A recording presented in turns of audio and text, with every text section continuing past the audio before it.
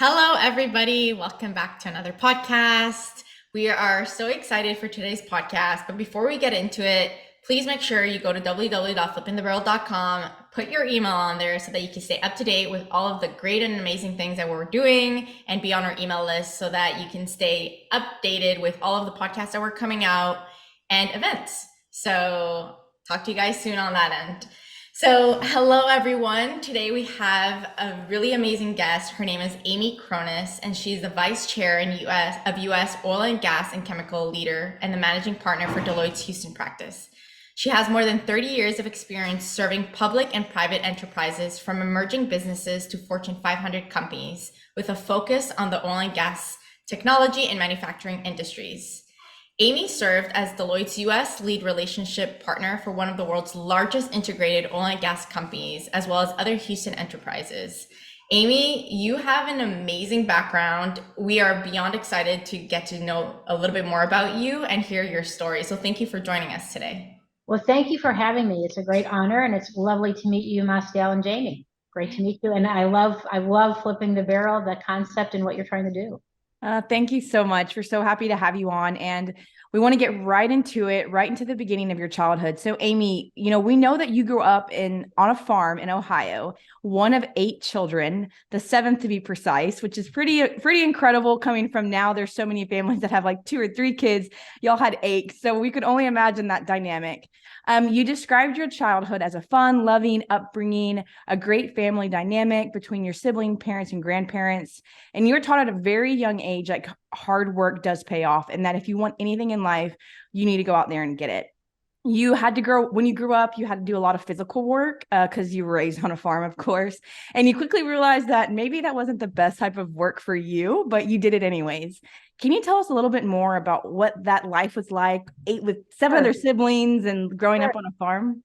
Well, I thought that was all normal at the time. So I had five brothers and 2 sisters, and I like to say that all that teasing I got from my brothers, helped me, for the rest of my life in terms of having pretty thick skin and, and a sense of humor that it's important to accept teasing and have fun amongst our work. So we did work hard. The saying goes, the animals have to be fed before the 4-legged animals have to be fed before the 2-legged animals get fed. And I also quickly learned that I really, really did not like a life of physical labor, that I loved reading. Reading was my escape in terms of, learning about the rest of the world, and instilled a desire to travel and to grow. And education was, from a very young age, a lodestar for me, and encouraged by my parents. They were all about, doing the very best, whatever we did. And education was really important. I would say really an emphasis on not only that work ethic, but faith, family, and friends were critical to them, and what gave us a great foundation. So, you studied accounting at Ohio State University, and you even got the chance to do a semester in Germany as an exchange student. You loved traveling and learning about the world, and especially growing up on a farm, and you really wanted to discover new cultures and leave, Ohio at some point. Was becoming a partner in a firm early on a goal of yours?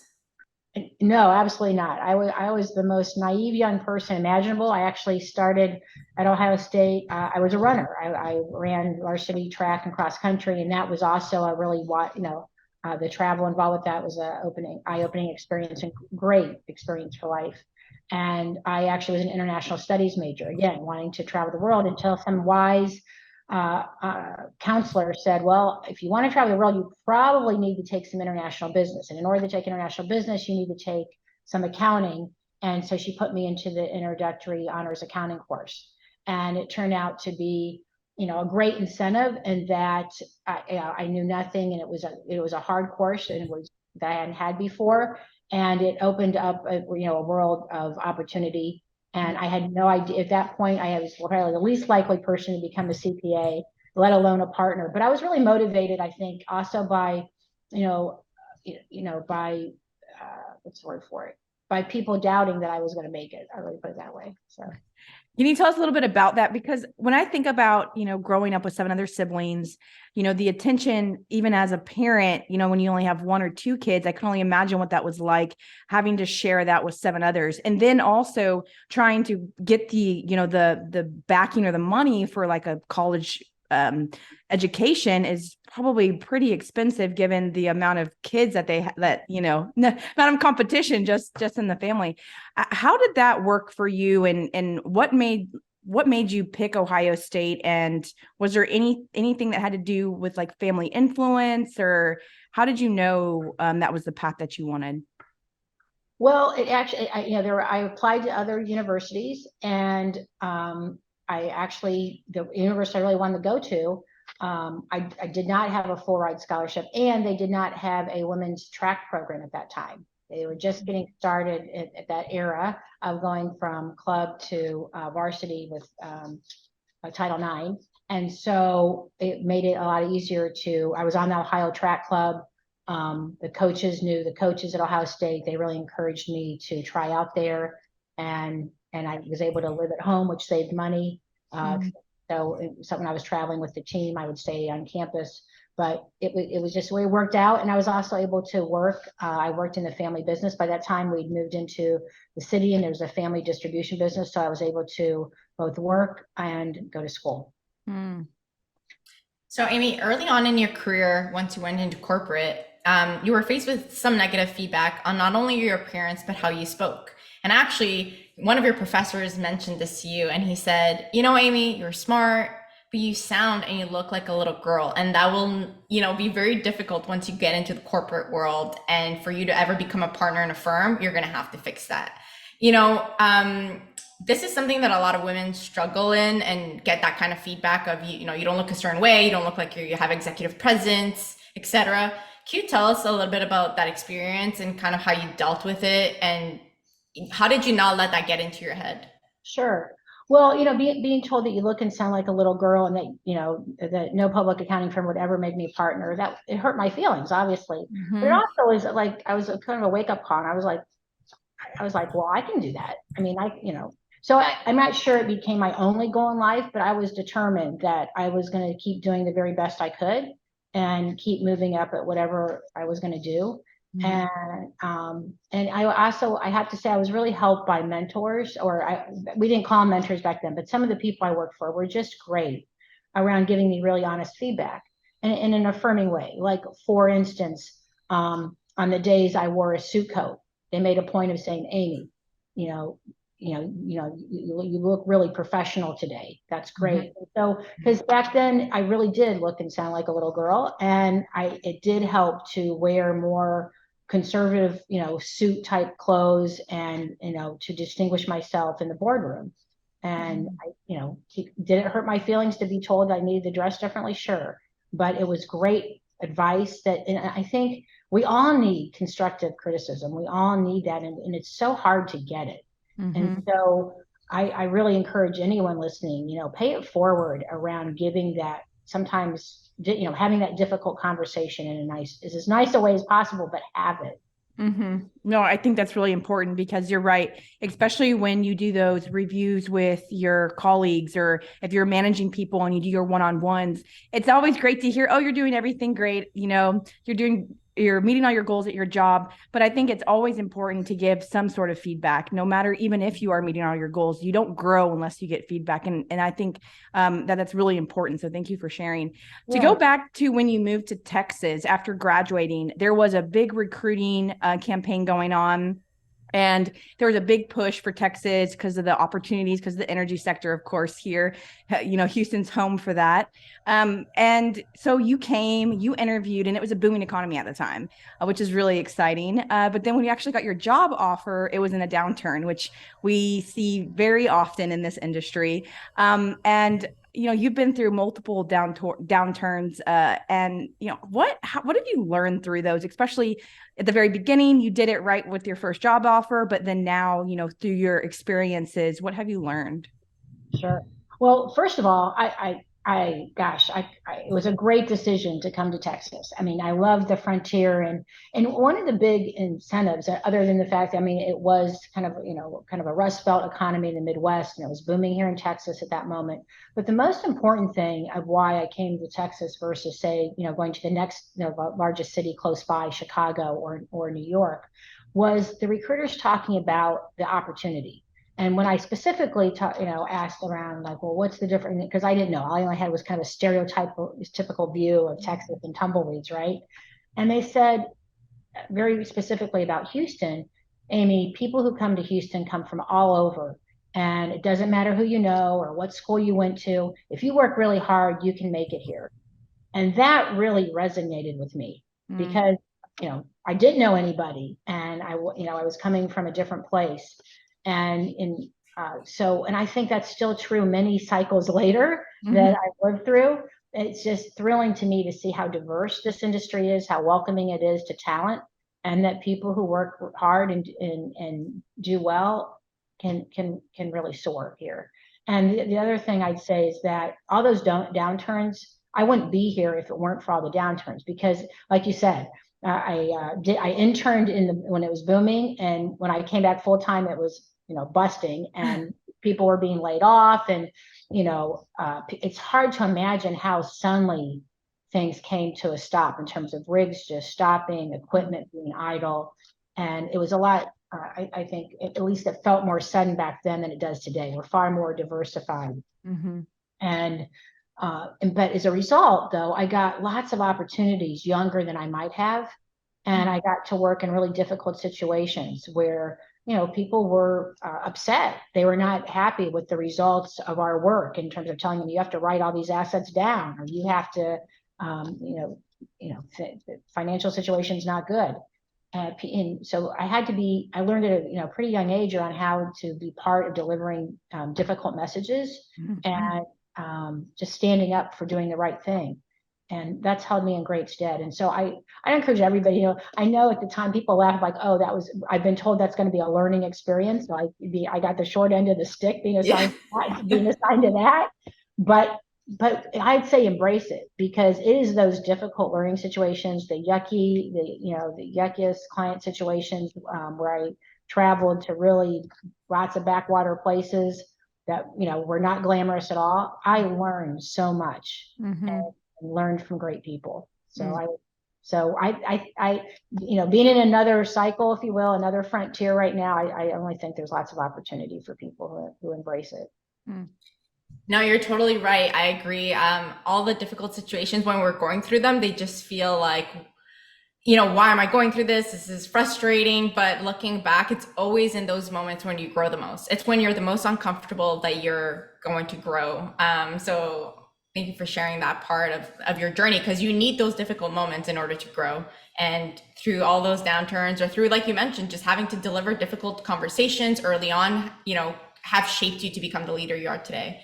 So, after you climbed the ranks at Arthur Andersen for 19 years, this is a long time, 19 years, you had a big change in your career journey when you and your team went over to Deloitte after Arthur Andersen went out of business.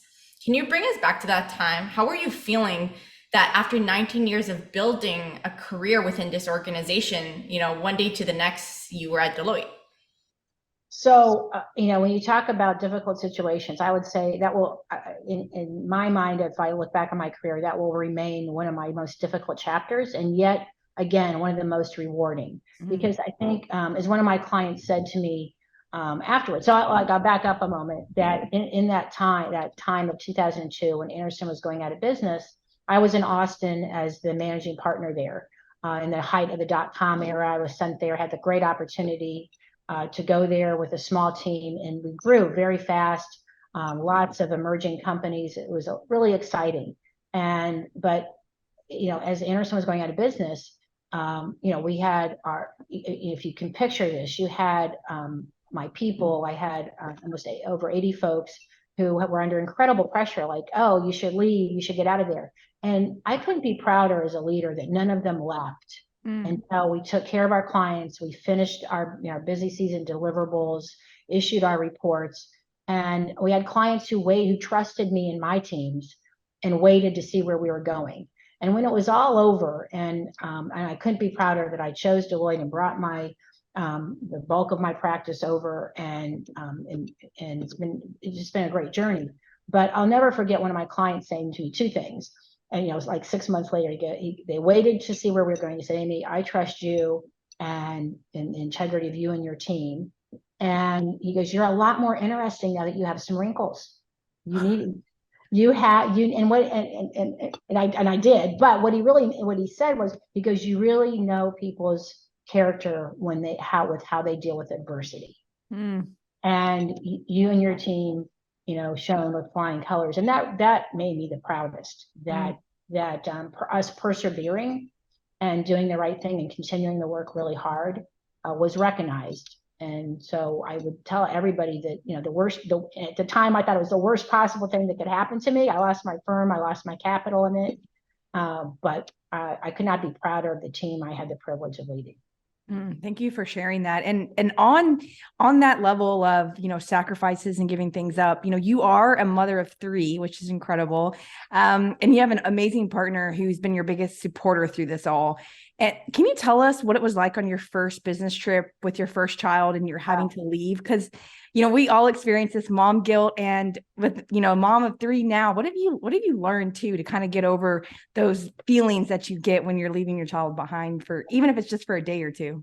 Yeah, well, I think, as I told you, that was a very low moment in my life when I was coming back from maternity leave, and leaving my brand new daughter at only 3 months to go travel. And back at that time, you weren't able to come back every weekend.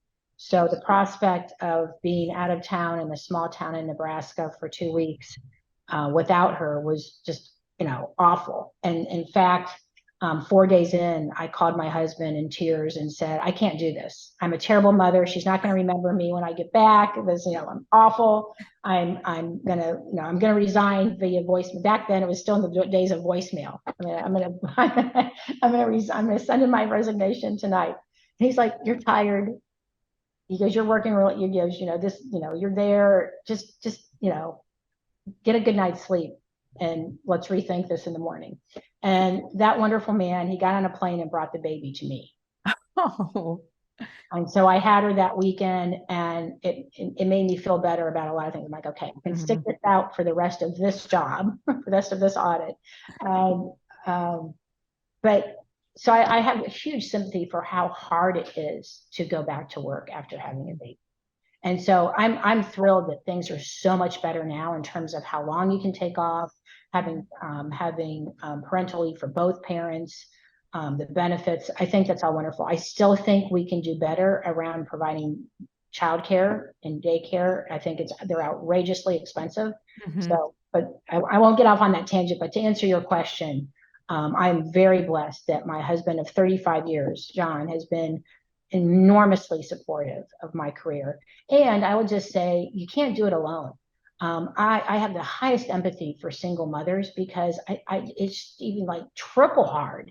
I was so blessed to have not just my husband, but great childcare, and both my parents and my in-laws who helped. Like my Greek mother-in-law would literally come live with us for the months of January and February. And so it alleviated my guilt, the guilt that all mothers have, that I think, and I wish we didn't, but we do, that even though I was working hard, that my kids were getting home cooked meals and lots of loving and spoiling. So. Thank you for sharing that. That's something that's very common with a lot of the successful women that we've had on the podcast. You need a supportive partner. Without that, it's extremely difficult to do it alone, and to keep climbing up the corporate ladder without someone that's cheerleading you on, like your husband. So that's really amazing that he did that. Yeah. Well, one thing I like to add, though, is that it's even better now that I have two daughters and a son, and my 2 daughters who are grown have assured me that things I felt really guilty about now that we can converse over a glass of wine. And they think it's hilarious that I feel guilty about missing their field trips, you know? Oh, we've heard that too. Like it's Yes. insane. Like we had somebody as well come on and say that she was so upset. Jennifer Stewart, she came on and was so upset that she missed how to teach her child how to ride the bike because the stay-at-home mom next door did. And then when she asked her daughter if she even remembered, she was like, I don't even know what you're talking about. And she says she beat herself up over it for years, Yeah. thinking that, her daughter was affected by this. And she was like, Mom, I don't even remember that moment, you know? So same thing. So if the women hearing this get nothing else from it, that like be nice to yourself, you know. I love that. So tell us a little bit about your leadership style and maybe how it has changed over the years. You mentioned when we spoke that after having children, it really did impact kind of how you led at work and how you led your teams. And something that you mentioned was in the past, you wouldn't necessarily be open about your family life and tasks that you needed to do as a mother, whether it was bringing your child to a pediatrician appointment or a dentist or my child is sick. You were always trying to kind of hide the family life because maybe it wasn't, professional back then to be so open about it. Can you share a little bit about that leadership journey? Sure, happy to, because I think that's another great improvement, right? That people are far more authentic and transparent about themselves, and it's a way we call that bringing your authentic self to work. And I'm all for it. And again, it wasn't that I lied. I just didn't belabor. If like so, for instance, if back then I was typically working with a group of males, and someone would say, "Oh, well, I'm going to be late back from lunch because I'm taking my car into the shop." I wouldn't lie that I was going to go take my child to a pediatrician appointment, but I wasn't going to offer it up either. And because especially in that area, it was still an era where it was so presupposed that women weren't going to come back from maternity leave. And, I was pregnant with my third child when I was actually making partner. And so it was, I just, I was overly sensitive around anybody thinking I was not being as devoted and focused on my job as possible. And I now realize we all have lives. We all have to take care of things, that there's no reason to hide that. And in fact, you're not being a good role model if you are. No, I'm so glad that you pointed that out, because I think that's so true. And so many people still struggle with that today in the companies that they work for, which really brings us to the Deloitte report that y'all came out with, the Deloitte Women at Work 22 Global Report. And when we were looking at it, we saw that some of the data showed that the past year has spurred a period of change for many companies and employees, one that has brought both opportunities and challenges. Many employers have worked hard to take what they've learned during the first year of the pandemic and combine it in more untraditional ways. So like implementing hybrid work and trying to really work on it given what we found during the pandemic. But from the research that y'all have identified through 5,000 women in the workplace across 10 different countries, it's pretty clear that the pandemic put a really big toll on women. Burnout is one of the biggest things that we've been seeing, and it's been going at an alarming rate. Retention's a huge problem. And we're really having to make hard decisions, even though we kind of have this more flexible work style that we think is benefiting women, but maybe it's not. Can you kind of elaborate for your experience, not just what Deloitte's doing, but how you have managed that type of burnout? Well, it's just like they say on the airplane, right? You have to put your mask on first. You really do need to take care of yourself. And I still have to remind myself of that because, it's sort of inbred, right? To take care of everybody else around you. But for me personally, I still run and I need that. I need it mentally. Even though I'm a lot slower now, I still need just that time of being away from everything else. And frankly, I have my best ideas. I think, the thinking that just comes when you're disassociated with stressing about things is amazing.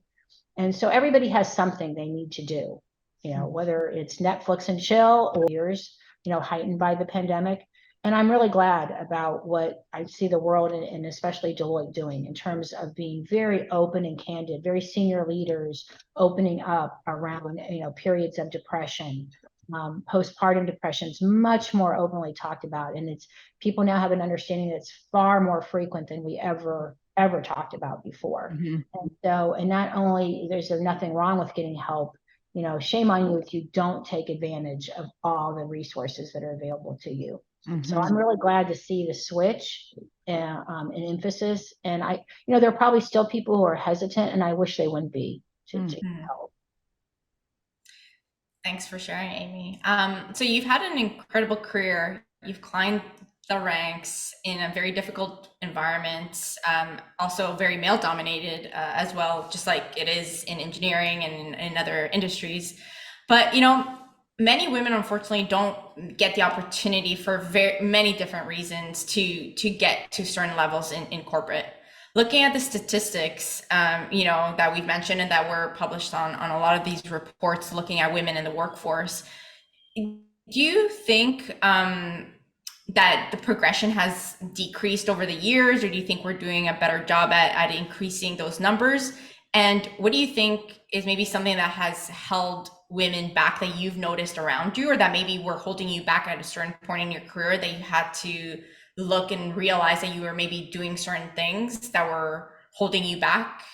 And if you want to share maybe one or two that you noticed that you caught yourself, maybe whether it was doubting yourself or not raising your hand, not sitting at the table, etc. I would say something that held me back early on is that I was naive around, that I really, like I said, I was raised in that kind of like, well, if you just keep your head down and work really hard, you'll be recognized. And that was true and not true. I didn't realize until I was up for partner that I had never told anybody I wanted to make partner. It was obvious to me that I was, working, making sacrifices, doing everything I was asked to do. And I was truly shocked when the partner I worked for the most said, well, I didn't know you wanted to make partner. I mean, that was a huge, huge shock to me. And I realized that whole having your heads down only goes so far, that you do have to advocate for yourself. You do have to speak up and do it early and often. And I think there's still, that's not a natural reflex for a lot of women to do that, whether culturally or just personality wise. I was really raised to be a polite young lady. Yeah. And modesty was a great thing. And that is good, but that's different than advocating for yourself and your career aspirations. I love that there's much more open dialogue about that today for all genders, to early on have a board of advisors, of people that you trust to give you honest feedback, and that you seek it out. That you're not passive. So I think that's one thing, to answer your question, that people need to really ask for opportunity. And once I started doing that, I've had many different roles in my long career, and many of them I had no, overt aspiration for them or asked for them, but people I worked for recognized that I was ready for a new opportunity, or that I had the attributes that they were looking for a certain position. And I always said yes. And until, one time I didn't, and I think I'd earned that right not to say that. I was asked to consider a move when my second daughter was a sophomore in high school. And I said, look, I've done everything you've ever asked me to do, but can you give me 2 years? I really don't want to move her while she's in high school. The firm said, you got it. And so so it delayed my next move by a couple of years, and that was fine. No, I think that's so important to share, because as women, I think we don't sometimes speak up, and we just accept these roles because we're afraid of what's going to happen if we do say no, or if we don't say yes, right? So thank you for sharing that experience that you had during your journey. So to end, well, we really want to ask you, as far as a leader and as a woman leader, especially in this industry, what advice can you give to our listeners, especially those coming into the industry or looking to see, is this a place that I feel like I will belong? And, what have you learned from the past that maybe you can share to the people listening to this podcast? So, gosh, I am so blessed that I've had so many great opportunities. And people do ask me, like, I can't believe you stayed in professional services for so long. And it's because I've had so many different careers within it by embracing new opportunities. And I think everybody, gravitates, it's not for everybody. Like, for instance, my life isn't for everybody, nor would, that like many opportunities that did come my way, when I looked at them at first, they sounded really exciting. And then when I looked at them more carefully, that was the excitement of going and changing something or fixing something, turning something around. And I thought, well, that would take like, a year, 18 months. And then I'd be doing the same thing, working with the same people month after month after month, quarter after quarter. And that didn't appeal to me. I love the fact that I get to work with lots of great people, help a lot of different diverse situations and enterprises, solve their problems and bring value to them. That, that gives me happiness. And I feel like we're making a real positive impact. Both with our clients and to our communities in our society. So for me, being in a purposeful place has been very rewarding. And so I just encourage people to, be open, be open to change and to opportunity. And you mentioned, times of uncertainty. Yeah, these are times of uncertainty, but who would have guessed the pandemic? Who would have guessed the acceleration of a hybrid world? Who would have guessed the Russia-Ukraine geopolitical differences? Who would have guessed this trilemma of having to navigate in our industry the energy security, energy affordability, and energy disruption, along with all the goals of the energy transition. Yeah. So valid. There's no crystal ball. No, but how exciting to be part of the solution. Yeah. Agree. Exactly. No. We always say, join us. If you want to make a change, we're the industry you need to be in. You need to join us. Precisely. This industry will fuel the future. No, we love that. And Amy, I actually did have one last question, but can you tell us a little bit about maybe mentors that you've had in your career? Is that something that you seeked? Is there one in particular that maybe really helped you out in your career and making big decision? Like we always reach out to that one person that knows everything about your career and what's going on at work, and whether it's, hey, I've gotten a great opportunity to leave, or I'm going through this very big struggle at work. How important has mentorship been in shaping your career? Well, it's been important. I'm not sure we always called it mentorship, and now we have other words. We have allyship, and we have coaching, and board of your board. You have your own board of directors. Yeah. So actually, I'm glad. The richer the help, the better. Yeah. So I didn't have all those words back then, but I did. It was mostly came from people I worked for. That I worked for them long enough that they saw. How lucky am I that they saw things in me that was worth them taking the time to have, extra conversations with me, encouraging me to seek out opportunities, to speak up around getting on, more complex jobs and opportunities. And so, I owe them so much around them taking that extra time to do that with me. And like I said, that the person I worked for who had a conversation with me about my clothing, I owe him a great deal. And he's deceased now, and I miss him getting to catch up with him and him giving me great advice. No, I think that's so true. It's those that's like, sometimes it's just that one person, and it's that one piece of advice that stuck with you your whole entire career, no matter how long ago it was. And that really does change you. And so thank you for sharing that and coming on the podcast and giving us all this amazing advice through your journey and through your career, Amy. We're really appreciative to have you. Well, thank you. It's been fun. And I'm so glad that you really are doing something very positive with Flipping the Barrel. I think it's a great vehicle. So keep on doing it. So congratulations. Thank you so much, Amy. Thank you.